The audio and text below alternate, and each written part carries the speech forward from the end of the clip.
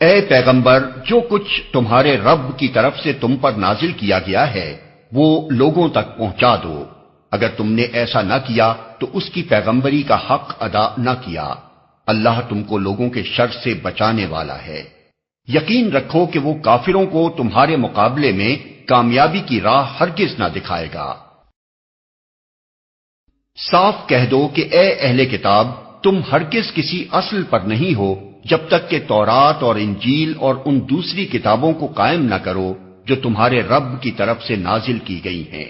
ضرور ہے کہ یہ فرمان جو تم پر نازل کیا گیا ہے ان میں سے اکثر کی سرکشی اور انکار کو اور زیادہ بڑھا دے گا، مگر انکار کرنے والوں کے حال پر کچھ افسوس نہ کرو۔ یقین جانو کہ یہاں اجارہ کسی کا بھی نہیں ہے، مسلمان ہوں یا یہودی، صابی ہوں یا عیسائی، جو بھی اللہ اور روز آخر پر ایمان لائے گا اور نیک عمل کرے گا، بے شک اس کے لیے نہ کسی خوف کا مقام ہے نہ رنج کا۔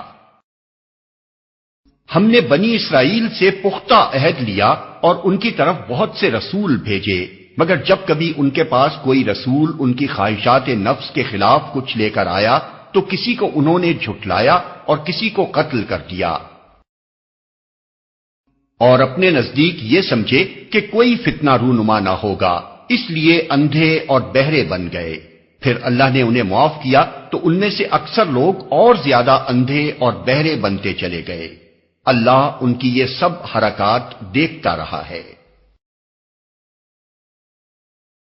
یقیناً کفر کیا ان لوگوں نے جنہوں نے کہا کہ اللہ مسیح ابن مریم ہی ہے، حالانکہ مسیح نے کہا تھا اے بنی اسرائیل، اللہ کی بندگی کرو جو میرا رب بھی ہے اور تمہارا رب بھی۔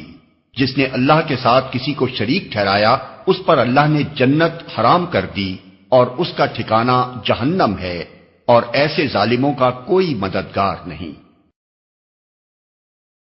یقیناً کفر کیا ان لوگوں نے جنہوں نے کہا کہ اللہ تین میں کا ایک ہے، حالانکہ ایک خدا کے سوا کوئی خدا نہیں ہے۔